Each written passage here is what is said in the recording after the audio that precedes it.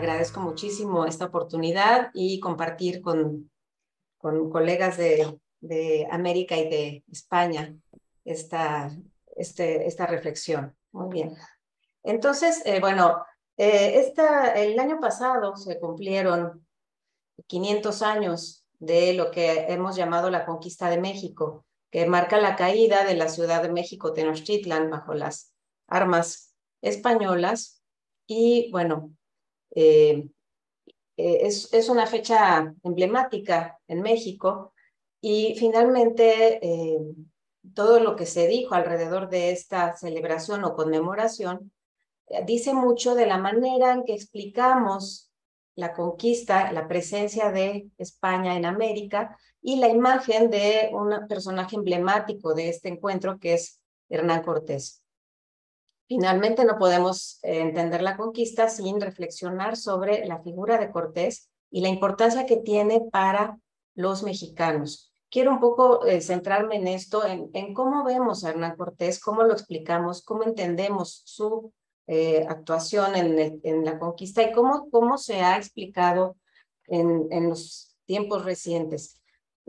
Esta es la fachada de la iglesia de Jesús Nazareno, el templo en el que están depositados los restos de Hernán Cortés. La iglesia es aledaña al Hospital de Jesús, la primera institución de ese tipo que se fundó en México, entonces Nueva España, y que fue fundada por Hernán Cortés. Entonces tenemos este Hospital de Jesús que tiene 500 años y que sigue funcionando y sigue atendiendo a personas de escasos recursos, funciona mediante un patronato. Y bueno, en esta institución tan importante, en la iglesia, reposan los restos de Cortés. Ahí están a un lado del altar mayor de la iglesia, ahí se ve al fondo una placa roja, y es una humilde inscripción que solamente dice Hernán Cortés, sus fechas de nacimiento y de muerte.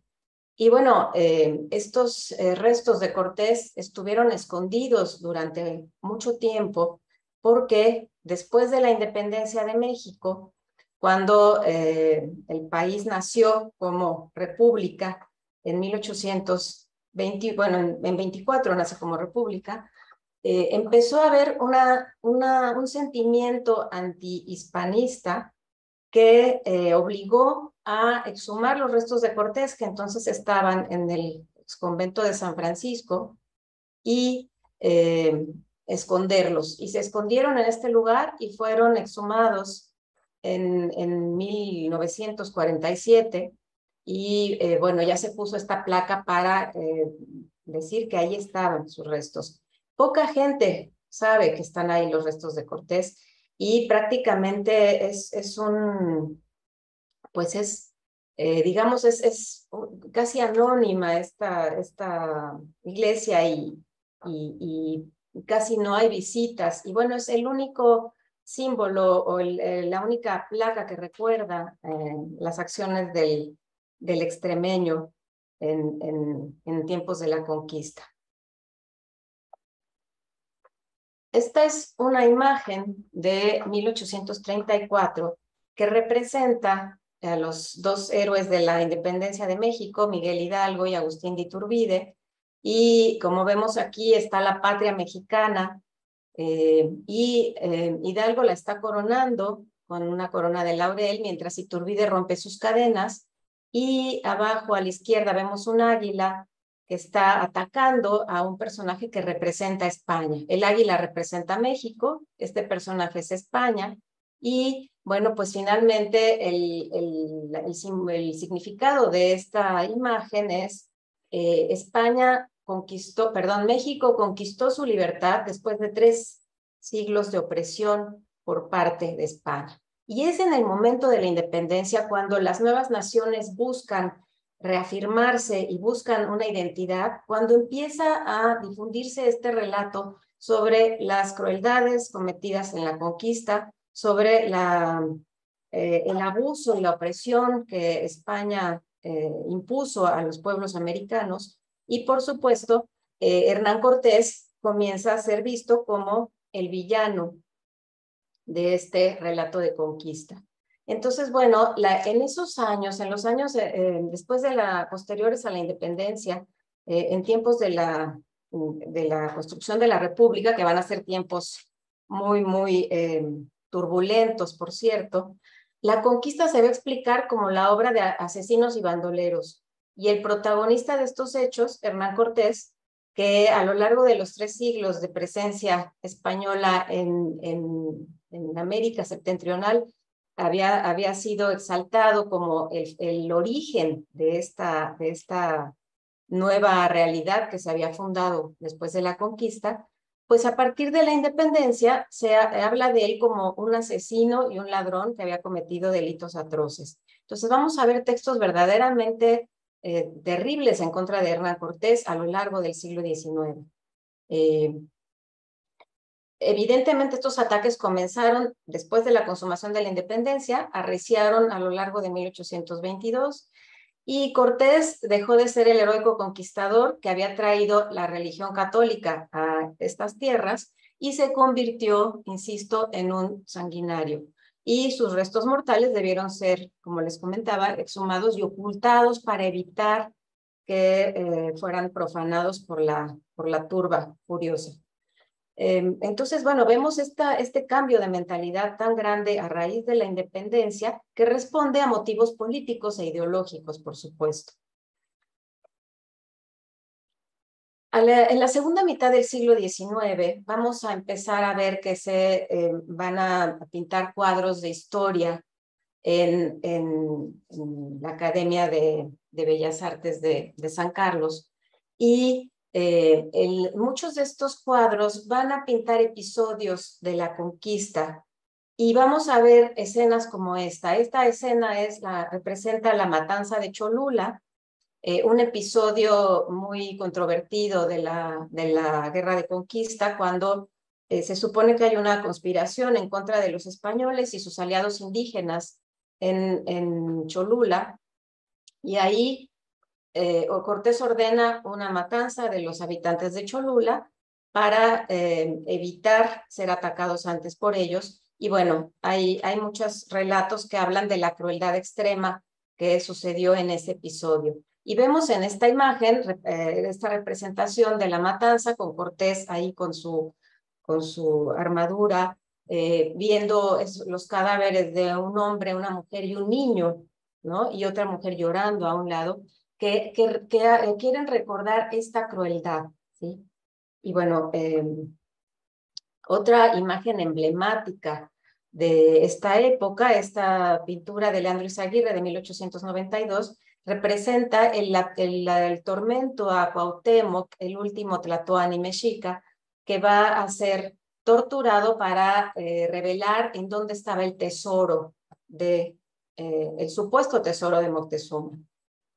Se sabe que fue una decisión que tomó el tesorero de Hernán Cortés, que Cortés no participó en la tortura de Cuauhtémoc, pero en las fuentes, en el imaginario, siempre se habla de Cortés como el hombre que llevó a cabo este acto. Y aquí vemos representado al tesorero que está contemplando, presenciando la tortura, y siempre se cree, cuando este cuadro se ve, que por cierto es un cuadro de gran formato que se exhibe en el Museo Nacional de Arte de la Ciudad de México, se piensa que es Hernán Cortés quien está ahí presenciando esto.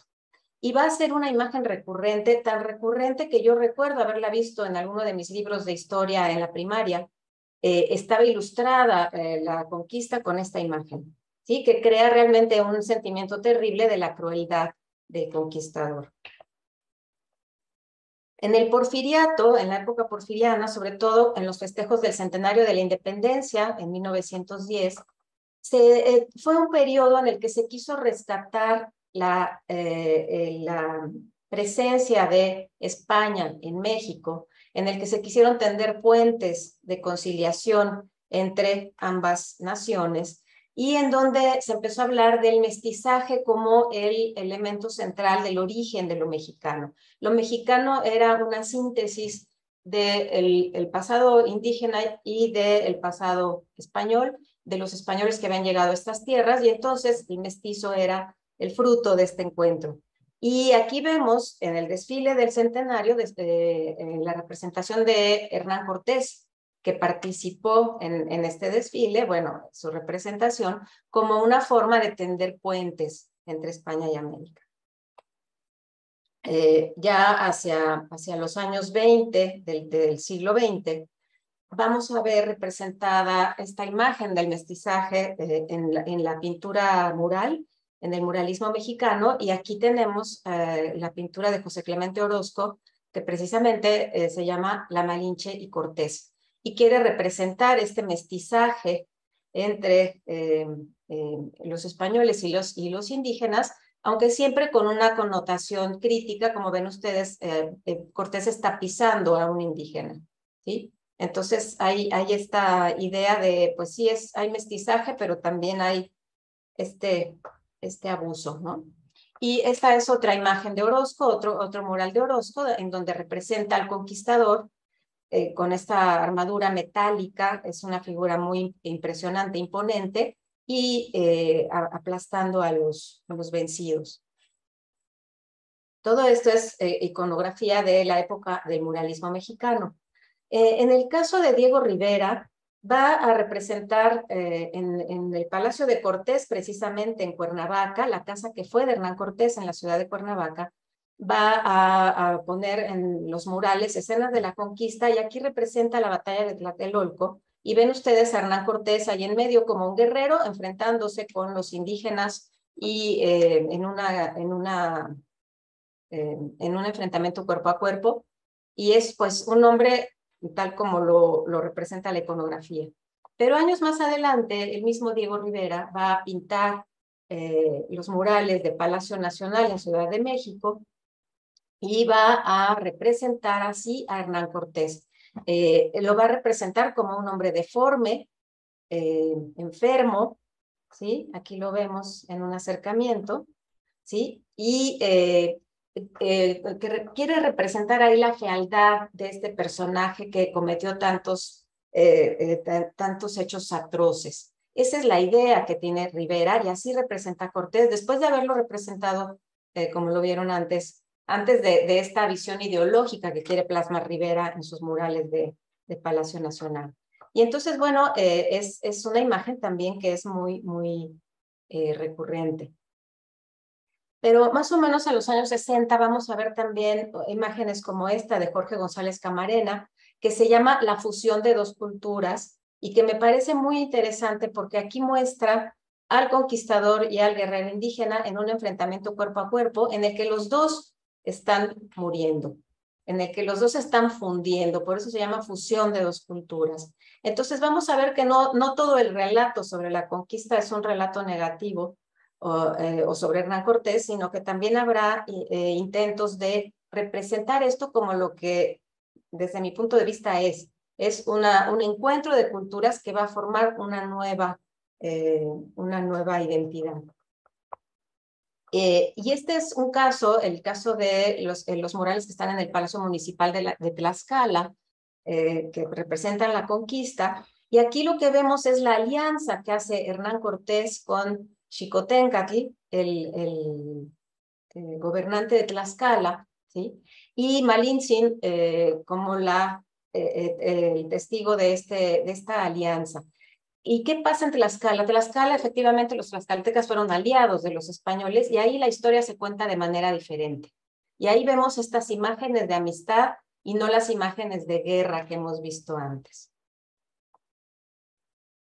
Esta es la única escultura que existe en México dedicada a Hernán Cortés, y representa a Hernán Cortés y a la Malinche y a su hijo Martín.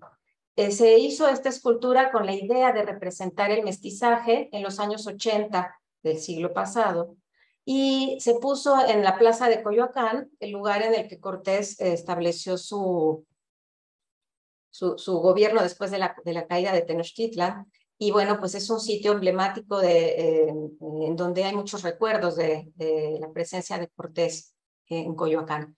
Y bueno, fue tal el disgusto que hubo contra esto, fue terribles críticas, y acabaron sacando, quitando la estatua, la escultura de la plaza central de Coyoacán y poniéndola en un parque. Esto que ven ustedes es un parque que es bastante un poco visitado y está escondido en un rincón del parque, esta escultura, y se robaron al niño Martín, por cierto. Entonces, si ustedes ven ahora esta escultura, ya no hay Martín, ya solamente están Cortés y Malintzin. Y bueno, la escultura no puede ser puesta en una plaza pública. Entonces, bueno, pues esto es simplemente una reflexión muy, muy breve y muy rápida sobre el significado que tiene la figura de Cortés, que es una figura complicada en la historia de México.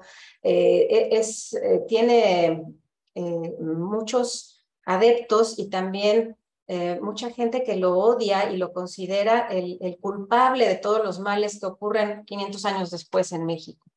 Y esto se ha agravado, ya para terminar, se ha agravado en los últimos tiempos porque la tendencia del gobierno actual de México es desaparecer a Cortés. O sea, ya finalmente la idea que se tiene es decir Cortés no hizo nada, nada de lo que hizo fue extraordinario, él hizo lo que cualquier otro capitán español pudo hacer y vamos a quitarle el protagonismo y vamos a hablar de los indígenas y de Malintzin como la que llevó a los indígenas a aliarse con Cortés para lograr beneficios para su gente.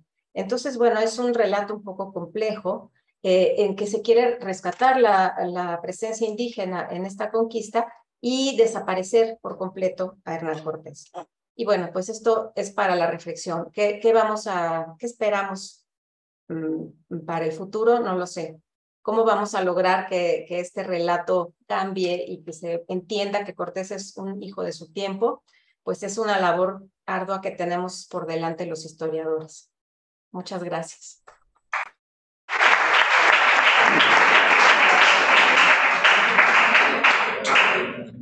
Muchísimas gracias, Guadalupe, por presentar esta sencilla pero muy sintética evolución de la iconografía de Cortés. Nos muestra que a pesar de tanta persecución y tanta ideología vertida en contra de él, sin embargo, los hechos son tozudos y ahí sigue. Y ahí sigue hasta el punto de que ya la última esperanza para el gobierno mexicano es intentar anularlo, es decir, prácticamente eliminarlo de la historia, ¿no? Pero mucho me temo que ahí seguirá y que el que pasará será el gobierno mexicano.